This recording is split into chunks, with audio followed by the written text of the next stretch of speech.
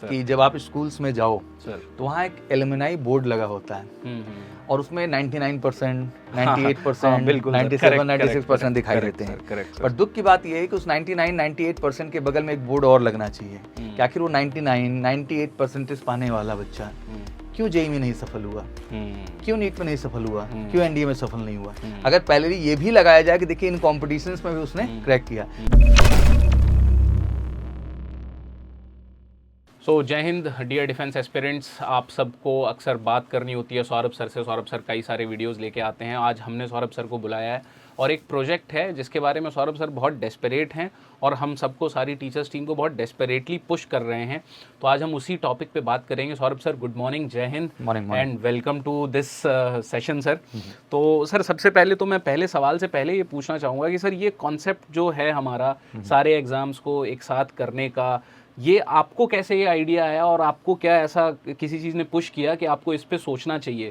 तो पहले तो आप ये बताएं सर। देखो, सबसे पहली चीज़ तो मुझे इस पॉइंट को शुरू करने से पहले 3 इडियट्स मूवी का एक पॉइंट याद आ रहा है बड़ा सर। और मैंने एक वीडियो में उस कंटेंट को शेयर भी किया था सर कि इंजीनियर ने आज तक कोई एक ऐसी मशीन नहीं बनाई जिससे ये पता चल सके कि ये सुसाइड है या फिर वाकई में ये मर्डर है। मर्डर है, correct. Even they are a great engineer, they know each and everything. Correct. और वो पॉइंट नहीं एक तरीके से कि मतलब जेईई नीट नहीं हुआ तो जिंदगी खत्म नहीं है। There is lot to do exactly in the life. आज जो सबसे बड़ी चीज़ है कि जो आपका अहम प्रश्न है कि सर ये थॉट प्रोसेस क्या है एग्जैक्टली। मैं जब एज ए छात्र रहा और एग्जैक्टली सभी स्टूडेंट के लिए मैं आज भी उठा के देखता हूँ तो समस्या मुझे कहीं ना कहीं वही नज़र आती है जो आपके टाइम पे थी। जी, हम एक बड़ा सिंपल सा लाइन पढ़ते हैं कि हमें एनसीईआरटी फॉलो करना चाहिए, एनसीईआरटी फॉलो करना चाहिए। बहुत सारे इंटरव्यूज़ भी ये बच्चे देखते हैं जो सक्सेसफुल कैंडिडेट हैं, चाहे जेईई में हो रहे हैं या नीट में हो रहे हैं, एनडीए में सफल हो रहे हैं, तो हमेशा एक बात सुनने को मिलती है कि like sir I followed through out NCERT and because of that I clear these examination या दोज एग्जामिनेशन।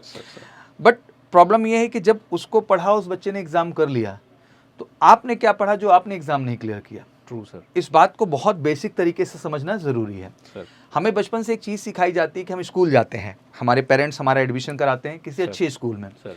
बट स्कूल जाते ही हमारा एक माइंडसेट सेट हो जाता है कि यार स्कूल में नहीं, हमें अलग से बोर्ड की कोचिंग लेनी होगी या ट्यूशन क्लासेस लेनी होगी, तभी मेरी पढ़ाई हो सकती है। मतलब ऐसा माइंडसेट हमारा सेट किया गया है।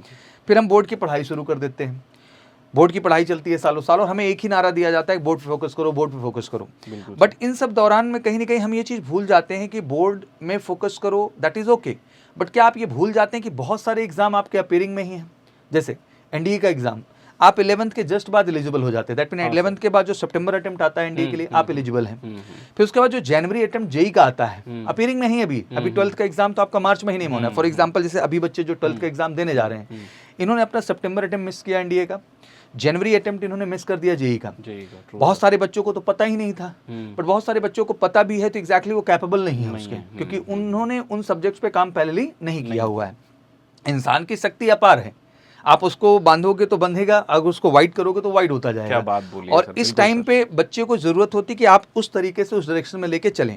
बात यही नहीं खत्म होती, फिर से मार्च का एग्जाम है, बोर्ड का डन करते हैं और फिर अप्रैल में पुनः इन्हें जेईई, एनडीए और सीयूईटी जैसे एग्जाम। इन्हें ये भी नहीं पता है कि फैब में सीयूईटी का भी फॉर्म आता है।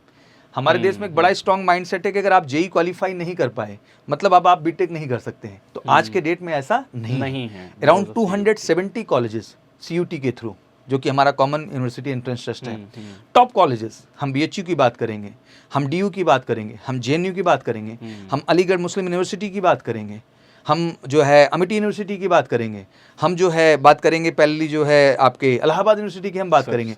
इन सारी यूनिवर्सिटीज़ में बीटेक का बेहतरीन ऑप्शन है, बट इन बच्चों को पता ही नहीं है एग्जैक्टली कि वहाँ के थ्रू भी रूट बनाया जा सकता है। तो जैसे फैब में फॉर्म आएगा, मैं समझाना क्या चाह रहा हूँ ओवरऑल कि बच्चे जिस बोर्ड की पढ़ाई का नारा लगाते हैं, इस दौरान ही अपने करियर की बहुत सारी चीज़ें खो देते हैं।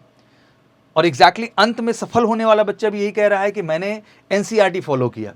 तो अब इस बोर्ड और एनसीईआरटी के डिफरेंस को समझना यह बहुत जरूरी हो गया, जो एग्जैक्टली इन्हें नहीं पता है, न पेरेंट्स को पता है, और इस वजह से ये गलत होते जाते हैं। इसका असल सच ये है कि whatever syllabus we have in the NCERT, जो हमारा एनसीईआरटी का सिलेबस है, अगर बोर्ड को उसमें आप देखने जाते हो तो आप बोर्ड का सिलेबस वहाँ पे 5% से अब नहीं पाओगे एग्जैक्टली। और बच्चा बोर्ड के कॉन्सेप्ट में केवल रट्टाफिकेशन करके अपने आप को बस 99%, 98% पे फोकस कर रहा होता है, बट एग्जैक्टली जिस 95% फोकस की जरूरत होती है वो चीज़ चीज़ें वो करता ही नहीं। एग्जैक्टली।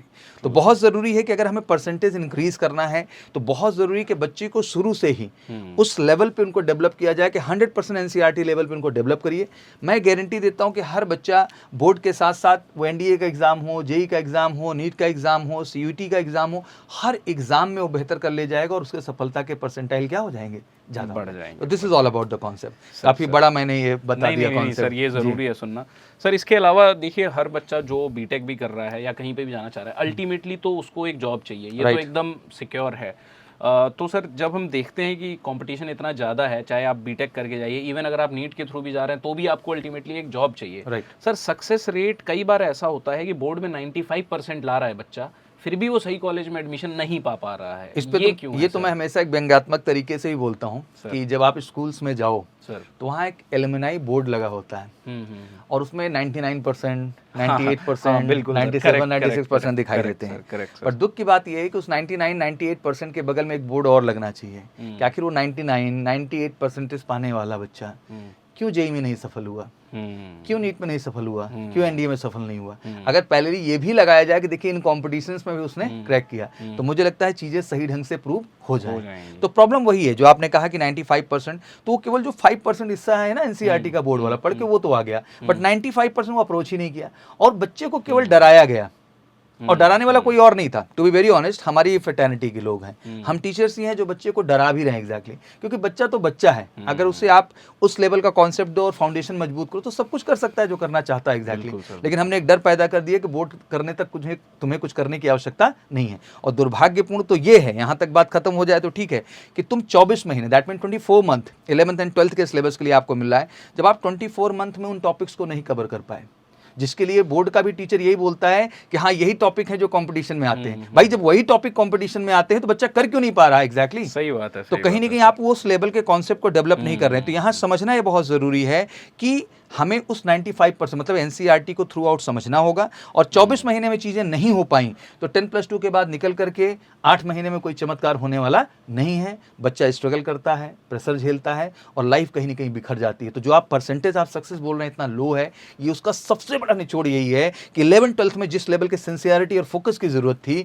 वो चीज़ कहीं ना कहीं नहीं की गई है। देखिए सर ने दो चीज़ें यहाँ पे जो हैं वो बताई हैं, सिंसियरिटी और फोकस। और टाइम लिमिट 24 महीने आपके पास होते हैं सर एग्जैक्टली, उसमें अगर नहीं हो पा रहा है तो फिर बहुत दिक्कत है। और 9-10 से अगर ये जुड़ जाते हैं तो वो टाइम लिमिट 48 मंथ की है, जहां एक हम बड़े बदलाव की बात कर सकते हैं।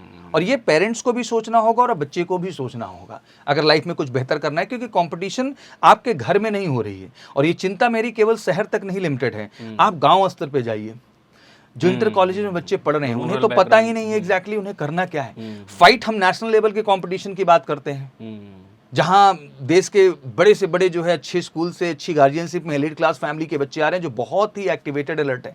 इतनी नंबर ऑफ सीट्स हैं नहीं एग्जैक्टली। तो मुझे लगता है कहीं ना कहीं सबसे बड़ा कारण यही बना हुआ है कि एक सही रोड मैप नहीं है बच्चों के लिए। जो मिलना जरूरी है वो मिलेगी तो उनको सफलता जरूर मिलेगी।